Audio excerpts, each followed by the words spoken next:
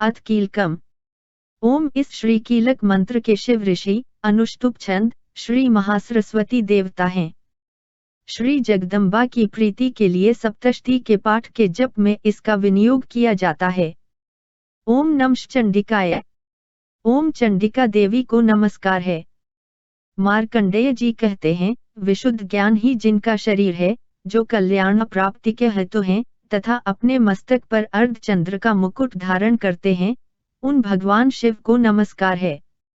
मंत्रों का जो अभिकीलक है, अर्थात मंत्रों की सिद्धि में विघ्न उपस्थित करने वाले शाप रूपी कीलक का जो निवारण करने वाला है, उस सप्तशती स्तोत्र को संपूर्ण रूप से जानना चाहिए और जानकर उसकी उपासना करनी चाहिए। यद्यपि सप्तशती के अतिरिक्त अन्य मंत्रों के जप में भी जो निरंतर लगा रहता है, वह भी कल्याण का भागी होता है।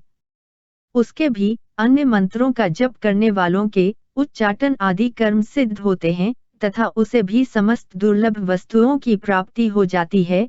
तथापि जो अन्य मंत्रों का जप न करके केवल इस सप्तशती नामक स्तोत्र से ही देवी की स्तुति करते हैं, उन्हें स्तुति मात्र से ही सच्चिदानंद स्वरूपिणी देवी सिद्ध हो जाती हैं। उन्हें अपने कार्य की सिद्धि के लिए मंत्र, औषधि तथा अन्य किसी साधन के उपयोग की आवश्यकता नहीं रहती।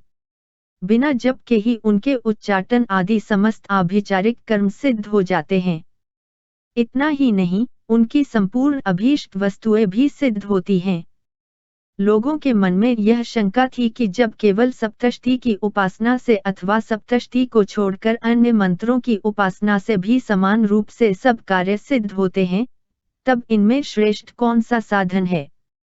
लोगों की इस शंका को सामने रखकर भगवान शंकर ने अपने पास आए हुए जिज्ञासुओं को समझाया कि यह सप्तशती नामक संपूर्ण स्तोत्र ही सर्वश्रेष्ठ एवं कल्याणमय है। तदनंतर भगवती चंडिका के सप्तशती नामक स्तोत्र को महादेव जी ने गुप्त कर दिया। सप्तशती के पाठ से जो पुण्य प्राप्त होता है, उसकी कभी समाप्ति नहीं होती, किंतु अन्य मंत्रों के जप जन्य पुण्य की समाप्ति हो जाती है।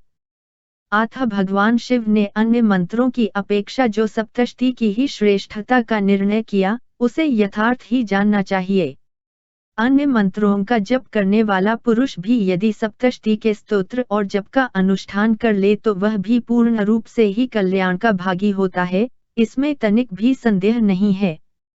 जो साधक कृष्ण पक्ष की चतुर्दशी अथवा अष्टमी को एकाग्रचित्त होकर भगवती की सेवा में अपना सर्वस्व समर्पित कर देता है और फिर उसे प्रसाद रूप से ग्रहण करता है, उसी पर भगवती प्रसन्न होती हैं, अन्यथा उनकी प्रसन्नता नहीं प्राप्त होती। इस प्रकार सिद्धि के प्रतिबंधक रूप कील के द्वारा महादेव जी ने इस स्तोत्र को कीलित कर रखा है। जो पूर्वोक्त रीति से निष्कीलन करके इस सप्तशती स्तोत्र का प्रतिदिन स्पष्ट उच्चारण पूर्वक पाठ करता है, वह मनुष्य सिद्ध हो जाता है, वही देवी का पार्षद होता है और वही गंधर्व भी होता है। सर्वत्र विचरते रहने पर भी इस संसार में उसे कहीं भी भय नहीं होता। वह अपमृत्यु के वश में नहीं पड़ता तथा देह त्यागने के अनंतर मोक्ष प्राप्त कर लेता है। कीलन को जानकर उसका परिहार करके, अर्थात कीलक और निष्कीलन का ज्ञान प्राप्त करने पर सप्तशती का पाठ आरंभ करे। इस श्लोक में ज्ञान की अनिवार्यता यानी कि महत्ता बताई गई है। किंतु किसी भी प्रकार देवी का पाठ करें, देवी की स्तुति करें और देवी के मंत्रों का जाप करें, उससे लाभ ही होता है। स्त्रियों में जो कुछ भी सौभाग्य आदि दृष्टिगोचर होता है, वह सब देवी के प्रसाद का ही फल है। अतः इस कल्याणमय स्तोत्र का सदा जप करना चाहिए। इस स्तोत्र का मंद स्वर से पाठ करने पर स्वल्प फल की प्राप्ति होती है और उच्च स्वर से पाठ करने पर पूर्ण फल की सिद्धि होती है। अतः उच्च स्वर से ही इसका पाठ आरंभ करना चाहिए। जिनके प्रसाद से ऐश्वर्य, सौभाग्य, आरोग्य, संपत्ति, शत्रुनाश तथा परम मोक्ष की भी सिद्धि होती है, उन कल्याणमयी जगदम्बा की स्तुति मनुष्य क्यों नहीं करते।